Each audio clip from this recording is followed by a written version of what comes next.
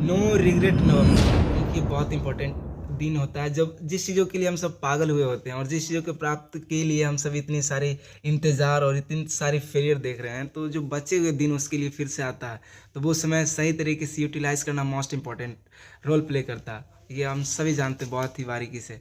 तो इसके लिए हम क्या करने वाले हैं, क्योंकि आज 26 नवंबर, हमने 25 नवंबर को हमने एक मॉक टेस्ट लगाया था जो कि मैथमेटिक्स की, उसकी इतनी सारी कम नंबर आया अकॉर्डिंग टू माय प्रिपरेशंस, हम उसकी कल्पना भी नहीं कर सकते हैं इतनी सारी कम, क्योंकि 46.5 के आसपास अप्रोक्स मेरा नंबर था, जो कि वेरी बैड।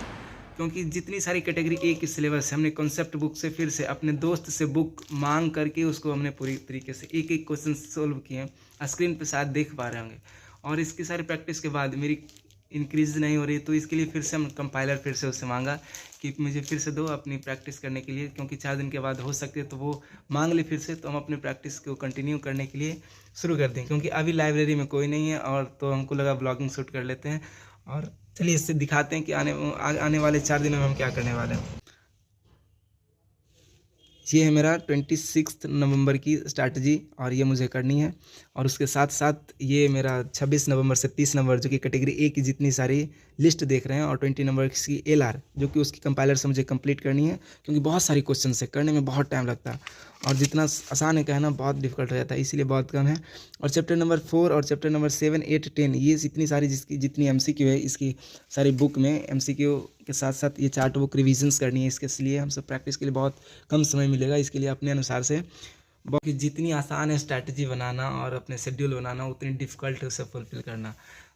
करने के लिए हमने पूरी कोशिश करना है कि फुलफ़िल कर पाएँ और अपनी मार्क्स को गेन कर पाएँ। देखते हैं कितना अपने मार्क्स को गेन होता है, क्योंकि मार्क्स इतना आसानी से गेन होता नहीं है। तो करते हैं अपनी प्रैक्टिस फुल, क्योंकि इतनी सारी प्रैक्टिस के बाद जो होगा रिजल्ट मुझे नहीं पता, लेकिन करनी है मुझे 30 नवंबर तक इंक्रीज़, क्योंकि उसके बाद फिर करना है अकाउंट्स लॉ, जो कि हमारा सब्जेक्टिव पेपर होता है, ऑब्जेक्टिव नहीं होता। ऑब्जेक्टिव 2 ही पेपर होता है अपने एग्जामिनेशंस के लिए। तैयार है हम सब करने के लिए।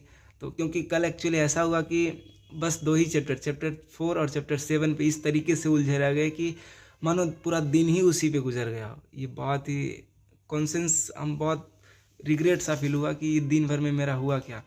तो इसीलिए बहुत छोटा शेड्यूल सेट किए हैं ताकि हम अपने आप को अचीव कर पाएँ, और करने के बाद मिलते हैं किसी नेक्स्ट वीडियो में। Thank you for watching.